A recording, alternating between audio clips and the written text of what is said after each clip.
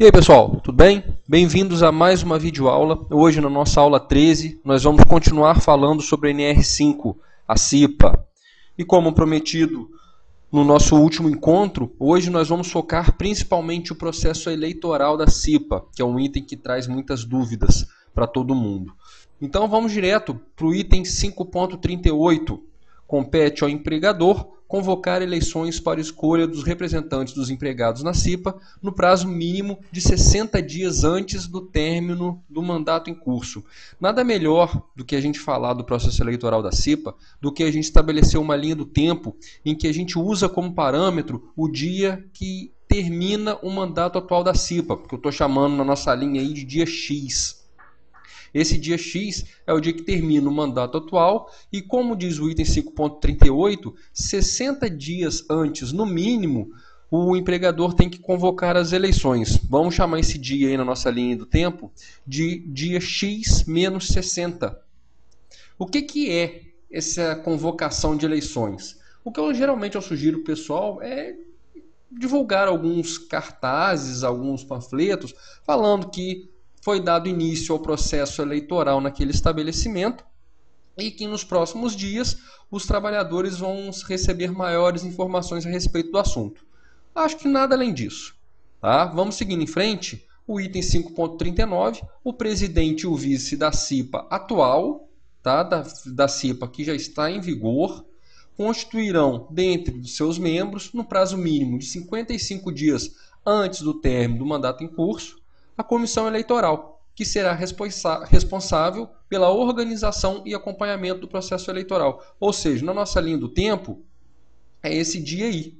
55 dias antes, no mínimo, né? 55 dias antes do término da CIPA atual e 5 dias depois, no máximo, da convocação das eleições por parte do empregador ali naquele estabelecimento.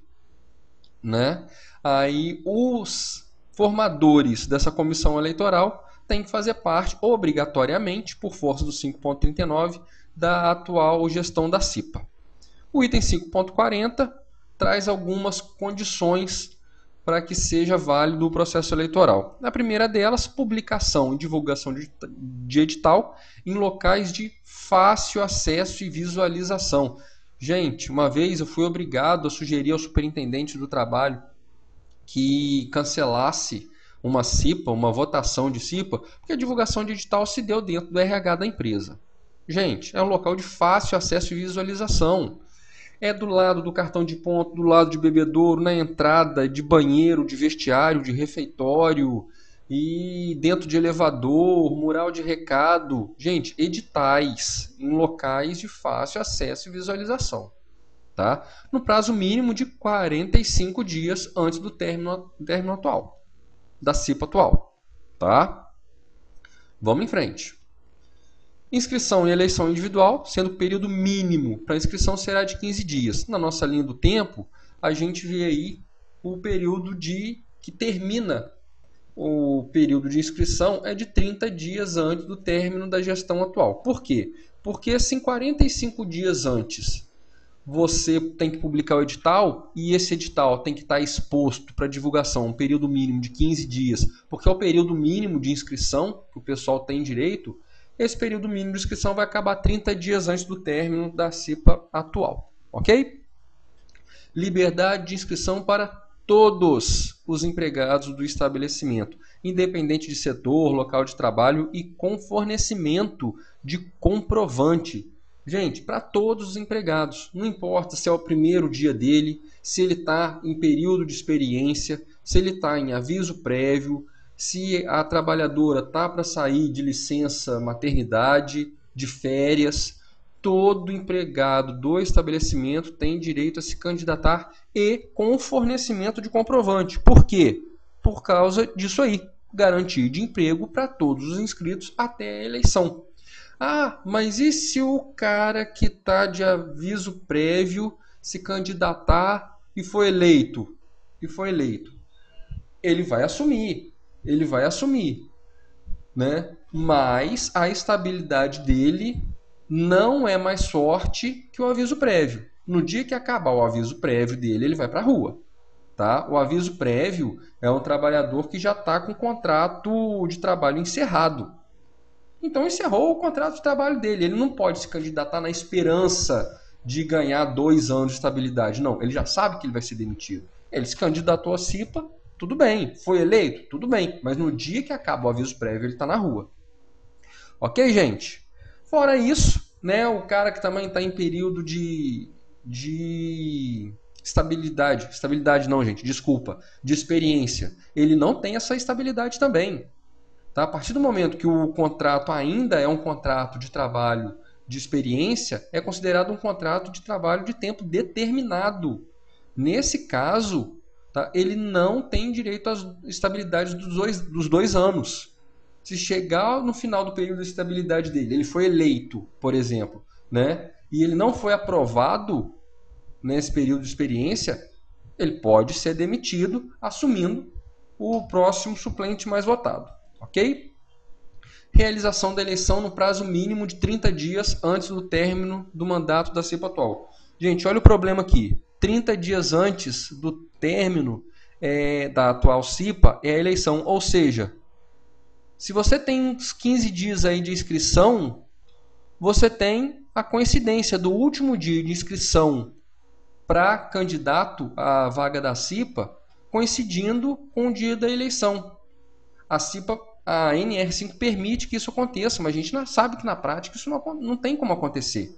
Né? Se o período de inscrição acaba no dia da votação, como que você vai publicar, por exemplo, a relação dos candidatos a serem votados?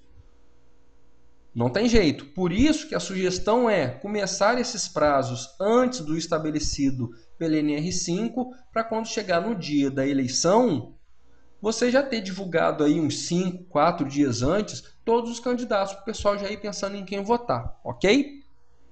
Letra F, realização de eleição em dia normal de trabalho, respeitando os horários de turnos e em horário que possibilite a participação da maioria dos empregados. Gente, é a maioria dos empregados.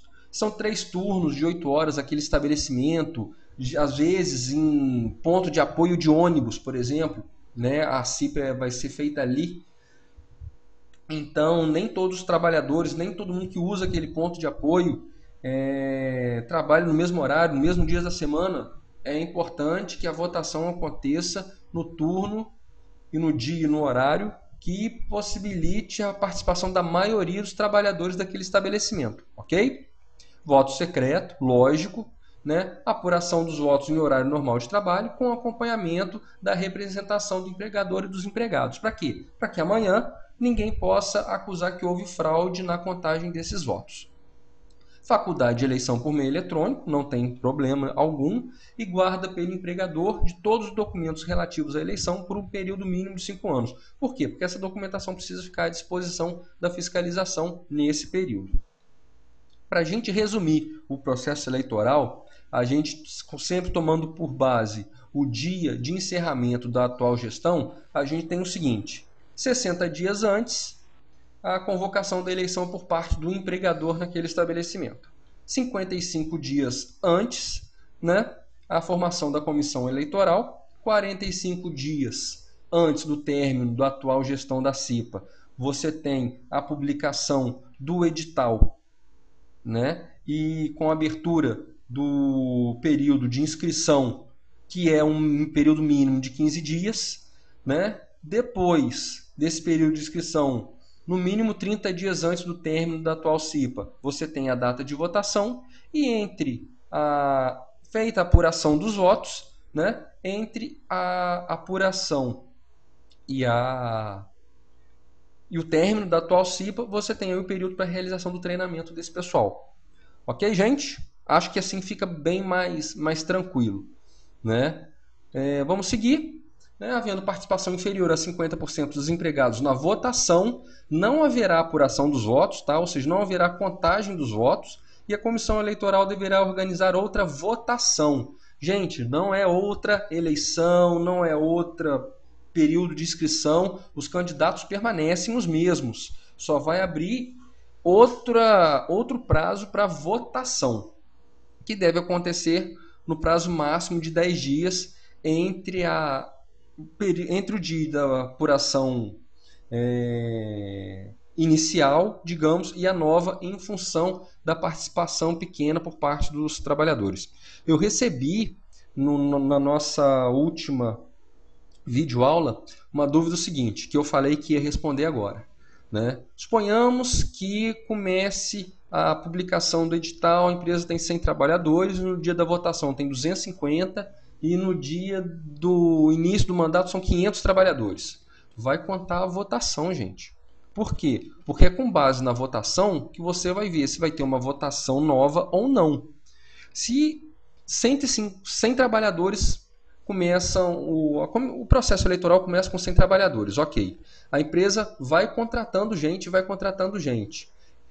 Aquele trabalhador foi contratado naquele dia. O período de inscrição ainda está aberto, ele pode se inscrever. Vocês lembram que a inscrição é garantida a todos os trabalhadores? Mas encerrou o período de inscrição, ou seja, passaram aqueles 15 dias da inscrição, o trabalhador foi contratado, ele não pode mais se inscrever, mas ele tem direito a voto. Tá? Se menos da metade votar, aí sim é uma nova votação, não uma nova inscrição. Tá? Mas a empresa é feita a votação, o mínimo é atingido, é feita a apuração. A empresa continua contratando.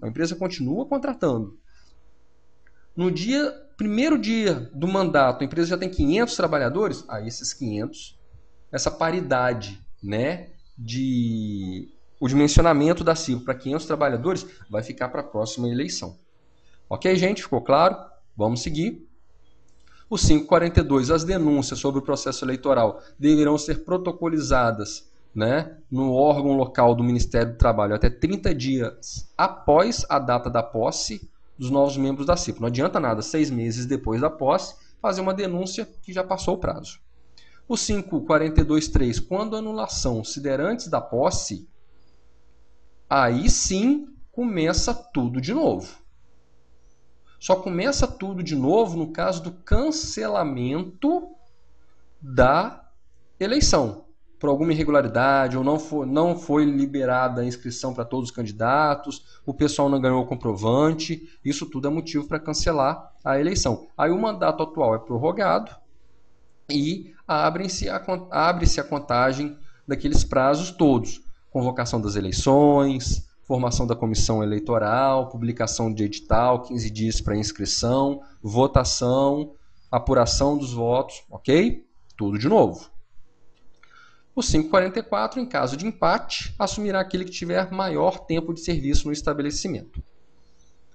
E os candidatos votados e não eleitos serão relacionados na ata de eleição e apuração e ordem decrescente de votos, possibilitando nomeação posterior. Ou seja, um dos membros recebeu uma proposta melhor, resolveu sair, vai assumir aquela vaga o mais votado entre os suplentes. Ok, gente? Era isso, né? A gente acaba aqui a nossa videoaula, nossa última videoaula sobre a NR5. Tá? Eu queria falar para vocês que no nosso blog agora, sabinoSST.blogspot.com, eu coloquei um link lá que vocês acessam uma página que dá uma série de opções para softwares que baixam esses vídeos no YouTube. Tá? Eu não usei todos, então não tem como eu indicar. Mas muita gente tem me perguntado, será que eu posso? Podem ficar à vontade, podem baixar esses vídeos. Fiquei sabendo que tem uma turma de técnico de segurança do trabalho no estado do Rio que tem usado esses vídeos nas aulas para facilitar o entendimento. O pessoal tem comentado os vídeos, tem me escrito bastante. Gente, a ideia é essa, a ideia é fazer a informação circular. Eu peço desculpa para vocês pela extensão, mas eu acho que é um assunto que requer nossa atenção, por isso que essa videoaula foi a maior até agora. Nós já passamos aí dos 14 minutos, mas ela está acabando agora. Como sempre, YouTube, o Gmail, Facebook e Twitter estão aí à disposição. O meu obrigado a todos, fiquem com Deus e até a próxima se Ele quiser. Um grande abraço e tchau.